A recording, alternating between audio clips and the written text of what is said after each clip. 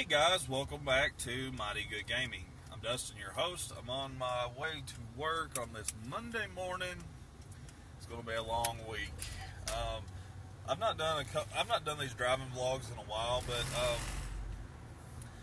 trying to do a couple game reviews and trying to find the way out of the sun. There we go. Trying to do a couple game reviews and stuff, and just seems to be this is about the only free time I have. So finished last night, and I know I'm kind of late to finish this as far as the story goes. Monster Hunter World. I've been a Monster Hunter fan since the first one launched on the PS2 back in, I think it's 2002, somewhere around there.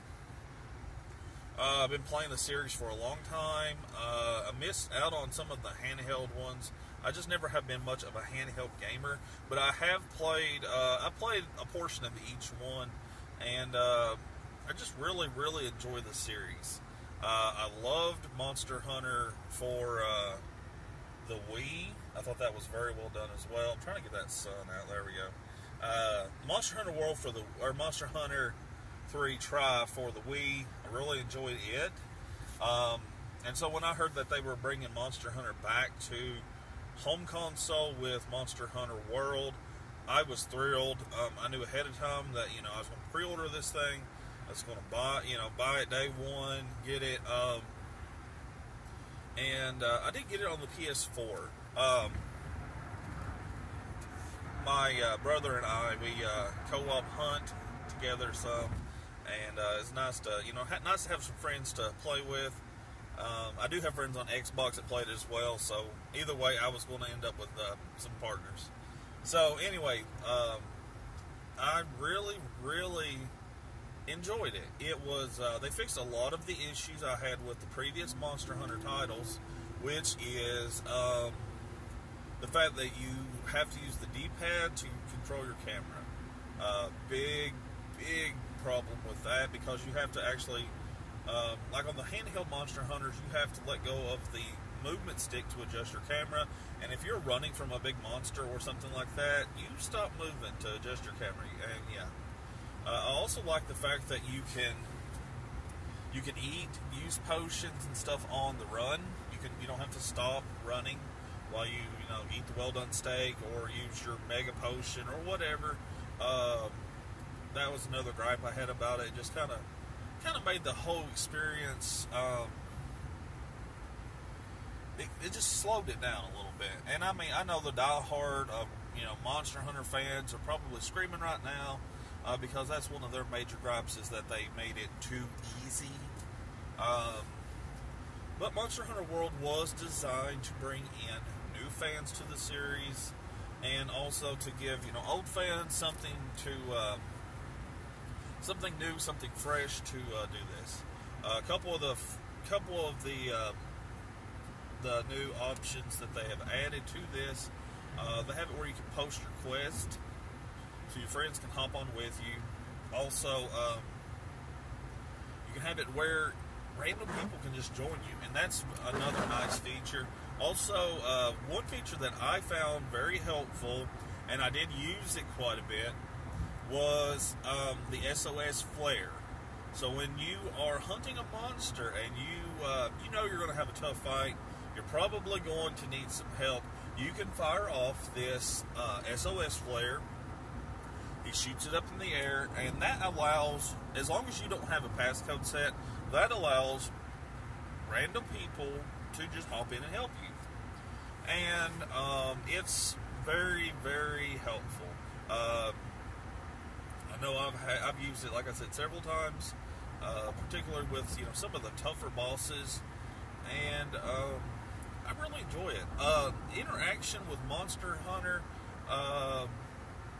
with the other players and stuff, I've not had a lot of interaction with other players. They do play with you and stuff, but I've never had any difficulty. I don't even use my headset most of the time. You can just play with them and kind of see what they're doing. And I mean, a lot of people do use the mics though, and that is very helpful, especially if you are a newer player to the series. I know there's a lot of gripes about new players using the flash pods to stun the monster. If you land on the monster's back, you mount the beast and you use your knife and you start dealing damage, and then you use your weapon and you bring the monster down. Well, if you are mounted on this beast and someone uses a flash pod, kind of negates the whole thing.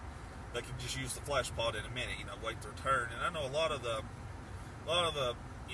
hardcore players complain about this, and I can definitely see that. So, if you're a newer player and you're kind of learning the ropes and stuff, maybe pop that mic in and say, hey guys, I'm getting ready to use a flash pod, or kind of warn somebody ahead of time. So anyway, that's that was one thing that I've seen a lot of people complaining about. And they're also bringing Monster Hunter, was it Monster Hunter Generations, G-Rank Edition or something like that to the Nintendo Switch. So Monster Hunter is definitely growing in this country. Thanks to Monster Hunter World, Capcom said it was their fastest selling game ever. They sold, I think it was like over 1 million copies in like the first weekend, like first 2 days, something like that. So yeah, it's huge. So storyline's okay. It's nothing that you're going to get. It's nothing complicated. It's nothing more.